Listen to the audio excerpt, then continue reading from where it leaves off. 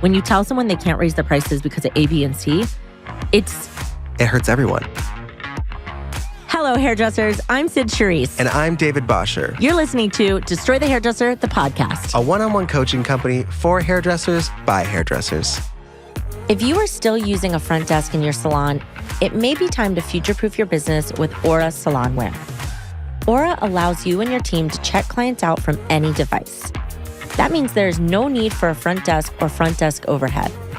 What's even more amazing is that clients can check themselves out using the Aura app from their own device. With Aura Salonware, you can finally let technology streamline your business. Start removing your front desk today by visiting aurasalonware.com/DTH to receive special discounts and promos. Do you know what your hair color is costing your business? Well, SalonScale does. Discover how SalonScale's cost-saving technology can save your business money. Their mobile app and Bluetooth scale accurately calculate the cost of hair color usage. It records formulas, tracks product usage in real time, helps manage expenses, reduce waste, and boosts profit. We want to give all of our listeners 10% off their first year of SalonScale by visiting salonscale.com/DTH. And for our current students in our one-on-one coaching program, you will receive 25% off all team and solo annual plans. Ask your coach for details to redeem. Sliding scales, sliding scales. Let's talk about sliding scales today. Sliding scales. Well, it's come up. People have had questions like, oh, should I do commission? Should I do sliding scales commission? Should I do booth rental? Should I? No, wait. My favorite is when they go, we have a really unique system. It's like, it's not unique. You are a newer stylist, you make 3% of all your services. And then if you sell $2 million of retail, we bring that up to about 7%. Yeah. And then if you can hit about $15 million in retail, you get to walk away with a total of 10%. It's just like so fucking stupid. Over, it was 2021. I was coaching actually two very popular salons, which I'm not going to say their name, but they did make transitions. Bippity boop and boopity bop. Mm-hmm. And both of them, they were friends, but both of them worked with the same lawyer, I say that loosely, to help them set up their sliding scales. Wait, did you coach them on sliding scales? No, I coached them out of sliding scales. Oh. And their sliding scales were so unachievable that none of the stylists could even get to the level. So when... On purpose. On purpose.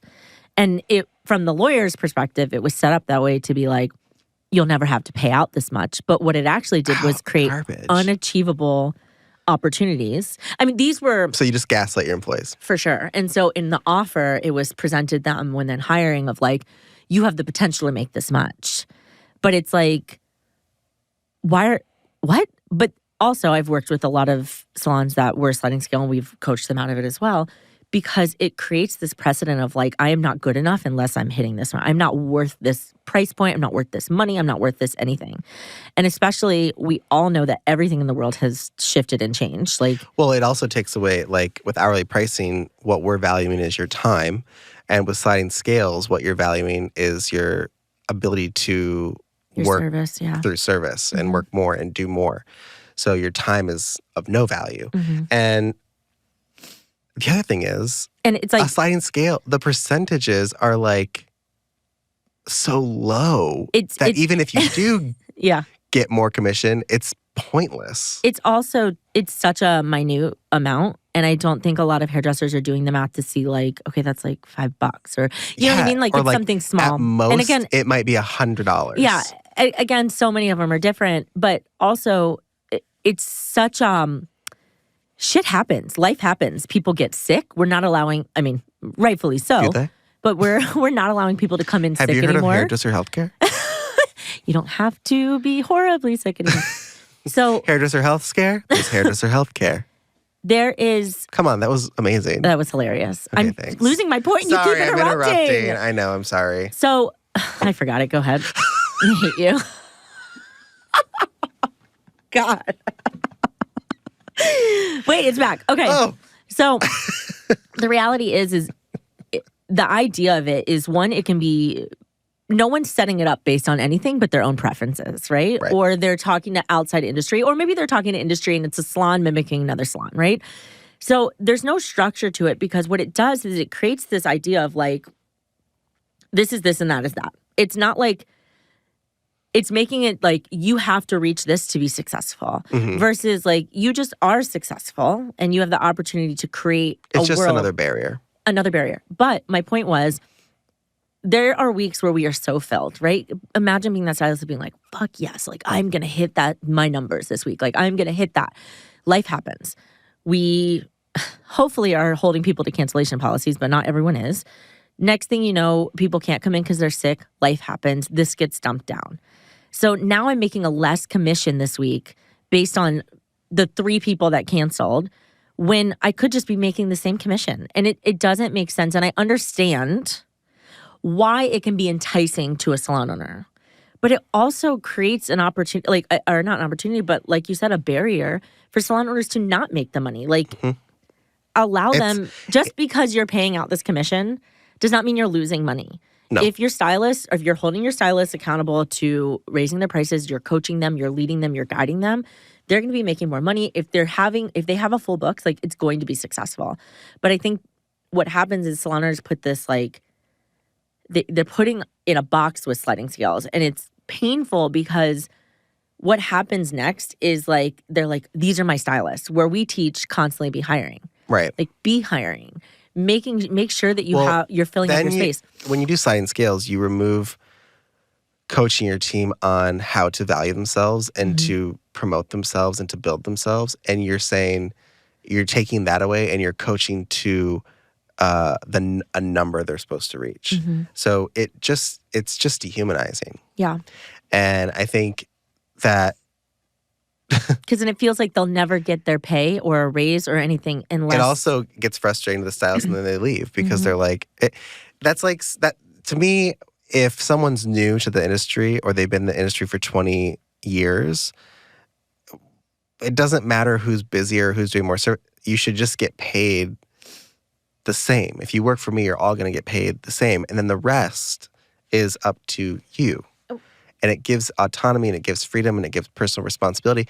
And if someone can't live like that, then they just can't work for me. I also think that people are afraid to put it on the client. Yeah.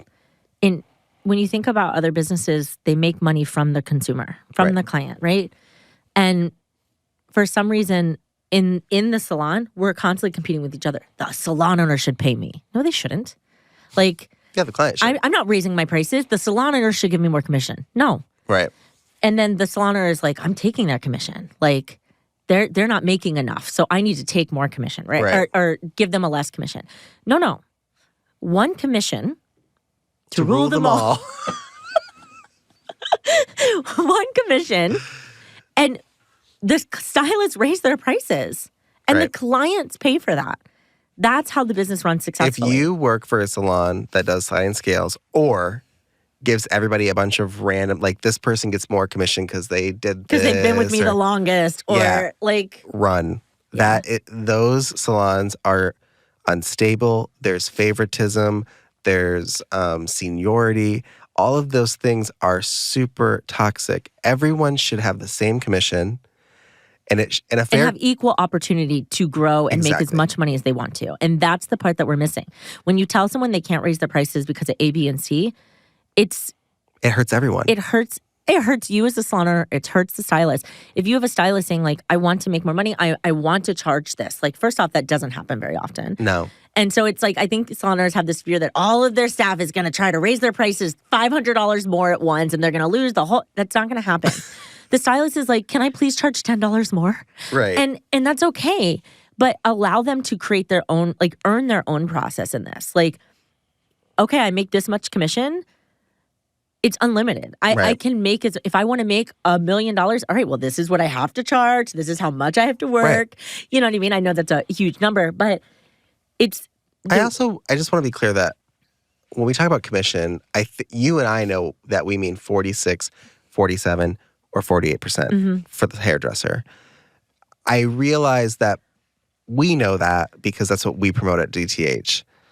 But there are salons out there that people are getting 38%, 41%. So low, yeah. Or they get 50% with 10% off the top, which is 40%, right? Like, So when they we're get 10% in education. Right, exactly. So when we're talking about a good commission salon, that means that everyone would get the same commission rate, and it's either going to be 46%, It might be. 46% across the board, 47% across the board, or 48% across the board. Anything above 48 is not sustainable for the salon, and anything below 46 is not sustainable for the hairdresser. And I will battle anyone with those numbers. And now a word from our sponsors. What if you could still give your clients great hair with less products? What if that product line made you money with less inventory on the shelves? What if that product line was also made with gentle ingredients, is biodegradable, and the packaging is refillable? All this may seem impossible, but with Hairstory, it is possible. Hairstory is a brand that is equal parts mindful as it is great hair. Give your clients amazing products while filling your bank account with extra cash. Ready to try New Wash for free? Visit hairstory.com/DTH to get pro access today. We have spent the last year working with our amazing partners at CTX to bring you hairdresser healthcare. We at Destroy the Hairdresser, in a groundbreaking collaboration with health industry veterans, are bringing our listeners health plans that cover every professional in the beauty industry. This includes individuals, teams, and families. We are currently in the process of insuring thousands of beauty professionals in all 50 states. Healthcare benefits are now open, and guess what? There's no enrollment deadline. Sign up during any month of the year and gain health benefits quickly. Get your name on the list by visiting destroythehairdresser.com/hairdresser-healthcare.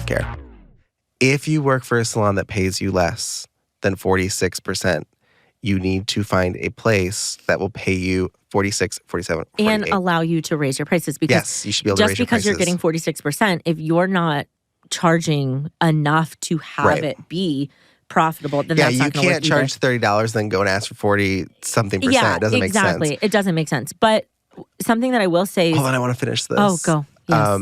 And if you work for a salon that gives you more than 48%, it feels really wonderful, but that salon will close. Yeah. It is not it's not sustainable for the salon owner. And yes, the salon might be bringing in money, but I'm telling you, the salon owner is not getting a salary or a paycheck, and because it's happening, it will eventually fail. Sliding scales also have a cap, right? Like eventually there is the top of the scale. Yeah, then what? And so then it's like you get to this place where you're just like, let's say there is a stylist who's like, fuck yeah, I'm going to rock this scale, because there are stylists like that. Like I was that person. I'm like, give me a goal, I will meet it. And so getting to that top, then it's like, well, I'm still not making what I want to make. Or maybe I am. Let's just say, for sake of this example, I'm making good money up there. But what's my next? Like, what's my next level? Like, they'll make one up and you can't achieve it. And then it's going. It's just like, I'm starting to negotiate, like, well, now we're going to do this and we're going to put me on salary. And then it's always this, always a block of like, well, we can't do that because A, B, and C. This is what they do next. They go, well, we're going to pay you to be in charge of education. No. But you still have to work the amount that you're working, and you still have to meet those numbers. 40 hours. Yeah. But you're also in charge of education. So it gets icky. And, the reality is... clarity is key. Clarity is key. Thank you. I couldn't get the words out. Also, sliding scales is a nightmare. To manage? To do payroll. Oh my God, right? Because it's like... it's double the math. Half the week we're here, another month. So it's one of those things. It's like, when we talk about streamlining your business, that is not the way to do it. And I just think give everybody a fair opportunity. It also shows you which stylist you want to work for you. Yeah. You have the opportunity to make as much money you want in my business. When a salon says that they do sliding scales, it tells me that the salon owner is basing their business on motivation and not sustainable proactivity. Yeah. They're not building people. They're building factory workers. And like a factory worker, if you can produce enough, you'll get a bonus. That's essentially what it is. Do the math. The bonus is very low. But it's all psychological. It's almost manipulative. Yeah. Whereas... unless I'm getting thousands of dollars as a bonus, it's not worth it to me. Yeah. If you want to do something where people make a lot of money, like you should do profit sharing or a giant bonus if the salon hits a big number, then everybody gets extra money. But it's not based on their commission or their work or their hourly value. Whereas when you do hourly pricing, your time is valued. This sliding scales just goes right back to the Industrial Revolution of like clock in, clock out. And the harder you work, the higher you can climb. We're tired. We're fucking exhausted. No one wants to have to work, that many hours to produce I've also never met a hairdresser that was like, I'm so glad that I worked for a salon that did sliding scales. I can retire comfortably now. Mm-hmm. No, they're left with not a lot. They probably switched industries. Well, yeah, they switch industries, and what happens to I worked for a salon that had sliding scales when I was younger, and I had a friend, she always killed it. She was selling retail.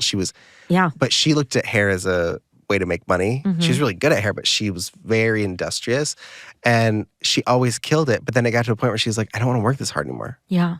Like I don't want to. Catches up to you. I don't want to have to work this hard to make a higher percentage when I can just go work on my own and make a higher percentage. So when people go, oh, I went to a salon suite because I make more money, that is true if your commission was super low. But if your commission is healthy, it isn't true. Mm-hmm. That's why we say the 46, 47, or 48 is fair, because that is what you would essentially be taking home if you owned If you're not a salon making suite. money when you're working for a fair commission. You're not working for fair commission. You're not working for a fair commission, or then it sits on you a little bit. Are you doing what you need to do to build your business? Yeah, I can give you a fair commission. Well, where are your clients? But what are you going to do with it? Right. Yeah. So it definitely takes two. Like I think people think, oh, we're like hard on salon owners. We are, because it starts from the top. Change starts from the top. But there also has to be a level from the hairdressers as well of like, no, I'm accountable too. I'm going to be responsible for my own success. But salon owners have to give the platform for that. Well, sliding scales is kind of, we talked about this in episodes before.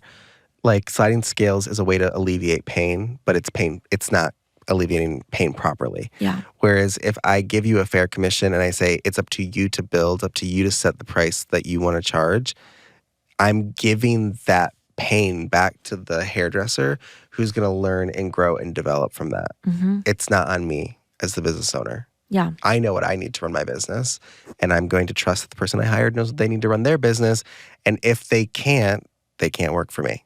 It's that simple. It is that simple. It doesn't have to be. I don't think that you're right for this team. And if you find that you're arguing a lot with a team member, or they're not charging enough, or they want more commission, like something's wrong. Mm-hmm. Either your business is not set up sustainably, or they don't understand how to manage freedom or their own expectations. Like, that's why we created DTH. That's why we created a one-on-one coaching company for people to have someone to talk to about these things.